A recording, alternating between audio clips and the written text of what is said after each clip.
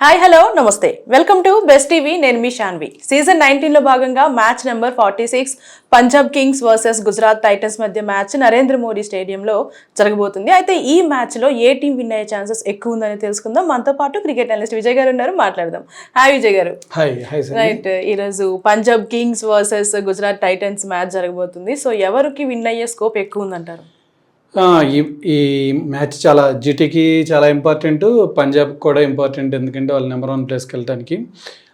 జీటీకి ఎందుకంటే జీటీ క్వాలిఫికేషన్లోకి వెళ్ళాలంటే ఈ మ్యాచ్లో గెలవడం చాలా అవసరం వాళ్ళకి. రైట్, అంటే ఇప్పుడు ఏదైతే ఈ మ్యాచ్ పిచ్ ఏదైతే ఉందో పిచ్ రిపోర్ట్ ఎలా ఉందంటారు, అండ్ అలాగే టాస్ గెలిచిన వాళ్ళు ఏం చూస్ చేసుకుంటే బెటర్ అంటారు? యాజ్ యూజువల్గా టాస్ గెలిచిన వాళ్ళు నరేంద్ర మోడీ స్టేడియం కాబట్టి చేజింగ్ ఎంచుకుంటారు. రెండు టీంలు కూడా బ్యాటింగ్ హెవీ టీమ్స్ కాబట్టి ఎంత పెద్ద స్కోర్ కొట్టినా కానీ చేజింగ్ అయ్యే అవకాశం ఉంది. రైట్, అంటే ఎంత స్కోర్ చేసే అవకాశం ఉందంటారు పిచ్ ప్రకారం? 200 నుంచి 220. Right, okay. మరి ఇప్పటి వరకు ఇరు టీమ్స్లో కూడా జరిగిన మ్యాచెస్ హెడ్ టు హెడ్ ఎలా ఉందంటారు? హెడ్ టు హెడ్ మొత్తం 7 మ్యాచెస్ జరిగితే 4 మ్యాచెస్లో పంజాబ్, 3 మ్యాచెస్లో జీటీ గెలిచింది. ఈవెన్గానే ఉంది, ఎవరైనా గెలవచ్చు. రైట్, అంటే మా గుజరాత్ టైటన్స్లో చూసుకుంటే వరుసగా శుభ్మన్ గిల్ కానివ్వండి, లేదంటే సాయి సుదర్శన్, జోస్ బట్లర్ మంచి బ్యాటర్స్ ఉన్నారని చెప్పొచ్చు. సో మరి వీళ్ళని ఆపడానికి మీ దాంట్లో బౌలర్స్ రెడీగా ఉన్నారా? ఉన్నారు. వాళ్ళ ముగ్గురు తర్వాత ఎవరైనా మంచి బ్యాట్స్మెన్ ఉంటే ఒక పేరు చెప్పు. అంటే మాకు ఓపెనర్సే మంచిగా ఉన్నారు కదా సార్, ఇక తర్వాత అనేది అదే ఓపెనర్స్ ఆడిన రోజు గెలుస్తారు, వాళ్ళు ఆడకపోతే అస్సాం. సార్ మరి మీ టీంలో మా బ్యాటర్స్ని ఆపడానికి బౌలర్స్ ఎవరున్నారు? బౌలర్స్ చక్కగా హర్షదీప్ సింగ్ ఉన్నాడు, Xavier Bartlett, Marco Jansen, Yuzvendra Chahal. అద్భుతమైన బౌలింగ్ అటాక్ ఉంది పంజాబ్ దగ్గర. పంజాబ్ బౌలింగ్ కన్నా కూడా బ్యాటింగ్ చాలా పెద్ద లైనప్ ఉంది. రైట్, అంటే గత సీజన్స్లో కూడా చూసుకున్నా పంజాబ్ స్టార్టింగ్లో మంచి ఇస్తుంది, గేమ్ ప్లే అనేది ఇస్తుంది, కానీ ఎండింగ్ వచ్చేసరికి ఆగిపోతుంది. రీసెంట్గా లాస్ట్ టైం జరిగిన మ్యాచ్లో కూడా పంజాబ్ గెలుస్తుంది అనుకున్నాం, కానీ అక్కడ ఓటమి వల్ల అక్కడ నుంచి ఏమన్నా కిందకి తగ్గే అవకాశం ఉంది అనుకోవచ్చా? ఛాన్సే లేదు. పంజాబ్ ప్లే ఆఫ్స్లోకి వెళ్ళే ఫస్ట్ టీం అవుతుందని నాకు అనిపిస్తుంది. ఎందుకంటే పంజాబ్ ఆల్రెడీ 13 పాయింట్స్తో ఉంది. ఒక మ్యాచ్ గెలిస్తే 15కి వెళ్ళిపోద్ది. దాదాపుగా వాళ్ళు క్వాలిఫై అయిపోయినట్లే. అంటే ఆల్రెడీ ఫైనల్స్ వరకు కూడా వెళ్ళింది కదా గతంలో చూసుకుంటే. సో ఇక్కడతో ఏమన్నా ఆగొచ్చు అని మా డౌట్. అసలు ఆ ఛాన్సే లేదు. ఎందుకంటే పంజాబ్ సూపర్ ఫామ్లో ఉంది. ప్రియాన్ షారియా కానీ, ప్రభసిమరన్ సింగ్ కానీ, కోపర్ కనోలీ కానీ, ఇంకా మన సర్పంచ్ సాబ్ శ్రేయస్ అయ్యర్ కానీ అద్భుతమైనటువంటి ఫామ్లో ఉన్నారు. మొన్న చూశారు కదా, వాళ్ళకి జస్ట్ మిస్ అయితే స్టాయినిస్ వచ్చి 22 బాల్లో 60 కొట్టాడు. స్టాయినిస్ కూడా అద్భుతమైన ఫామ్లో ఉన్నాడు. ఇంకా సుశాంత్ సింగ్ ఉన్నాడు. వాళ్ళకి కావాలంటే ఇంకా అవసరం అయితే మార్కో యాన్సన్ కూడా బ్యాటింగ్ చేయగలడు. కాబట్టి వాళ్ళ టీం చాలా బాగుంది. ప్రాబ్లం వచ్చేసి జీటీ ఈ మ్యాచ్ గెలవకపోతే వాళ్ళకి ప్లే ఆఫ్స్ అవకాశాలు నెమ్మదిగా దూరం అవుతూ ఉంటాయి. పంజాబ్కి ఇప్పుడు అంత తొందర లేదు, జీటీకే తొందర ఉంది ఇప్పుడు. ఓకే, అంటే టాప్ 5లో కూడా జీటీ ఉంది కాబట్టి ఏమో చెప్పలేము, ఏమన్నా జరగచ్చు. అండ్ ముఖ్యంగా మా టీంలో బౌలర్స్ చూసుకుంటే రబడా కానివ్వండి, లేదంటే రషీద్ ఖాన్ మంచి ఫామ్లో ఉన్నారు. సిరాజ్ కూడా మంచి ఫామ్లో ఉన్నాడు, చక్కగా బౌలింగ్ చేస్తున్నాడు. హర్షద్ ఖాన్ తీసుకున్నారు, అతను కూడా మంచి బౌలరే. జేసన్ హోల్డర్ వచ్చాడు. బౌలింగ్ బాగానే ఉంది జీటీకి, బ్యాటింగే ప్రాబ్లం. మిడిల్ ఆర్డర్ అసలుకి మిడిల్ ఆర్డర్ కొంచెం అటు ఇటు అవుతుంది. షారుఖ్ ఖాన్ అంటే ఇప్పుడు ఫామ్ లోకి వస్తారు, ఎందుకంటే ఇప్పుడు అంటాడు కదా స్టైల్ గా. ఈ షారుఖ్ ఖాన్ కూడా గ్రౌండ్ లో ఇలా వెళ్ళిపోతాడు. అంటే ఇది మాకు హోమ్ గ్రౌండ్ కాబట్టి, సో ఇక్కడ మాకున్న ఫ్యాన్స్ కి ఖచ్చితంగా మీరే డౌట్ అవుతారు. లాస్ట్ మ్యాచ్ లో 3 బ్యాట్స్మెన్లు అద్భుతంగా బ్యాటింగ్ చేసి చివరికి కొంచెమే టార్గెట్ 37 బాల్లో 27 ఉంటే కూడా అవుట్ అయిపోయాడు షారుఖ్ ఖాన్. సింగిల్స్ తీసి కూడా ఫినిష్ చేయలేదు. అప్పటికే 6 వికెట్లు పడిపోయినాయి, టెన్షన్ పడిపోయారు. ఈసారి మాత్రం మా షారుఖ్ ఖాన్ మంచి ఊపుతో వస్తున్నాడు, ఎందుకంటే 5th ప్లేస్ నుంచి ముందుకు రావాలి కాబట్టి. మీకేంటంటే ఫస్ట్ ప్లేస్ ఉంది కాబట్టి ఇంకా అక్కడ కాన్స్టెంట్ గా ఉండాలని మీ ఒపీనియన్ ఉంటుంది, కానీ మేము కొంచెం ఫస్ట్ బ్యాటింగ్ వస్తే చాలా కష్టం. జీటీకి ఫస్ట్ బ్యాటింగ్ వస్తే చాలా కష్టం. మిడిల్ ఆర్డర్ అంటే ఫినిషర్స్ ఎవరు లేరు.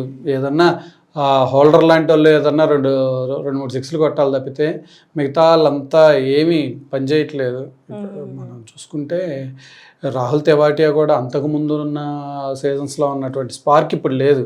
ఓకే, అంటే మొత్తం మీద రెండు టీములను కనుక మనం కరెక్ట్గా అబ్జర్వ్ చేస్తే GT bowling versus Punjab batting అనుకోవచ్చు. జీటీ కనుక ఈ మిడిల్ ఆర్డర్ ల్యాప్సెస్ ఏవైతే ఉన్నాయో, మిడిల్ ఆర్డర్ ఏదైతే ఫెయిల్ అవుతుందో దాన్ని స్ట్రెంథెన్ చేసుకుంటే ఈ మ్యాచ్ గెలిచే అవకాశం ఉంది. లేకపోతే ఎట్టి పరిస్థితుల్లో వాళ్ళు పంజాబ్ ఓడించడం చాలా కష్టం. ఓకే. అంటే ఇప్పుడు రీసెంట్‌గా జరిగిన పంజాబ్ ఏదైతే మ్యాచ్ ఉందో ఓడిపోయింది కదా! అంటే అది ఓడిపోవడానికి గల కారణం ఏంటనుకోవచ్చు? అంటే ఆర్ఆర్ మ్యాచ్లో ఓడిపోయారు వాళ్ళు. చేజింగ్ బేసిక్గా చేజింగ్ బాగా జరుగుతుంది కదా, అవును. దానివల్ల ఆ మ్యాచ్లో వీళ్ళు ఏం చేశారంటే బాట్లెట్ని తీసేసి లోకి ఫెర్గ్సన్ తెచ్చారు. ఆ, అక్కడ సక్సెస్ అవ్వలేదు. మళ్ళీ నాకు తెలిసి బాట్లేకి వెళ్ళిపోతారేమో అని డౌట్ ఉంది. సేమ్ విన్నింగ్ ఫార్మాట్ని ఎందుకు, విన్నింగ్ టీమ్ని కాంబినేషన్ ఎందుకు మార్చారో తెలియదు. మళ్ళీ వాళ్ళు విన్నింగ్ కాంబినేషన్కి వెళ్ళిపోయే అవకాశం ఎక్కువ ఉంది.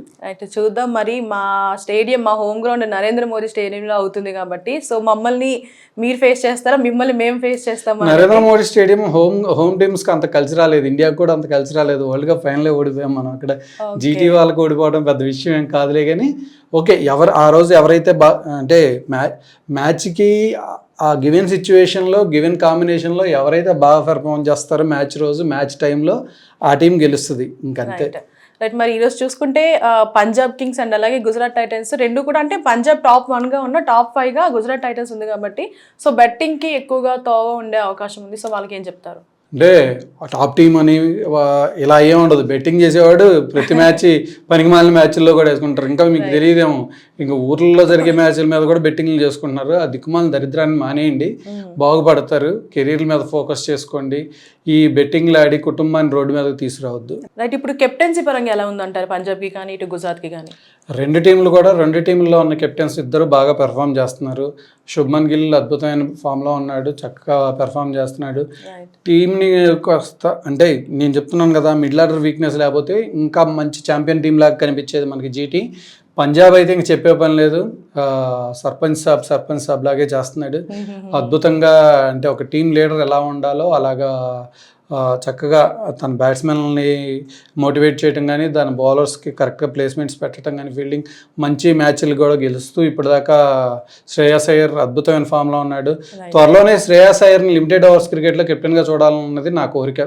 ఎందుకంటే T20లో మనకు ఒక మంచి స్లాట్ ఖాళీ అయిపోబోతుంది. సూర్యకుమార్ యాదవ్ ఈ మధ్య బాగా పెర్ఫామ్ చేయట్లేదు. వరల్డ్ కప్ అయితే వచ్చింది కానీ సూర్యకుమార్ ఓన్ ఫామ్ లేదు. కాబట్టి గ్యారంటీగా శ్రేయాస్ అయ్యర్ అనేవాడు T20 కెప్టెన్సీకి కంటెండర్ అని నేను అనుకుంటున్నాను. రైట్. మీరు అన్నట్టు నిజంగానే గుజరాత్ టైటన్స్ మిడిల్ ఆర్డర్ని రికవర్ చేసుకొని ముందుకు వస్తుందని మా గుజరాత్ ఫ్యాన్స్ కూడా మేము ఈగర్గా వెయిట్ చేస్తున్నాము. సో పంజాబ్ ఎట్లన్నా గెలవాలి అని కోరుకుంటున్నాం. అంటే వేరే ఇప్పుడు శ్రేయాస్ అయ్యర్ ఎవరైతే ఉన్నారో, కెప్టెన్ ఎవరైతే ఉన్నారో, మెంటల్ టఫ్నెస్ చాలా ఇంపార్టెంట్. ఆ మెంటల్ టఫ్నెస్ చాలా ఎక్కువ ఉంది శ్రేయాస్ అయ్యర్కి. ఎలాంటి సిచ్యువేషన్లో అయినా కానీ తను ఇబ్బంది పడకుండా టీంని ముందుకు లీడ్ చేయగలడు. ఒక్కొక్కసారి తను తీసుకునే డెసిషన్స్ కూడా స్పాట్ ఆన్ ఉంటాయి. కాబట్టి అలాంటి కూల్ బ్రెయిన్, స్మార్ట్ బ్రెయిన్ అనేది టీంకి అవసరం. ఆ విషయంలో శుభ్మన్ గిల్ కన్నా ఒక మెట్టు శ్రేయాస్ అయ్యర్ పైన ఉన్నాడని నాకు అనిపిస్తుంది. Right sir. Thank you so much sir.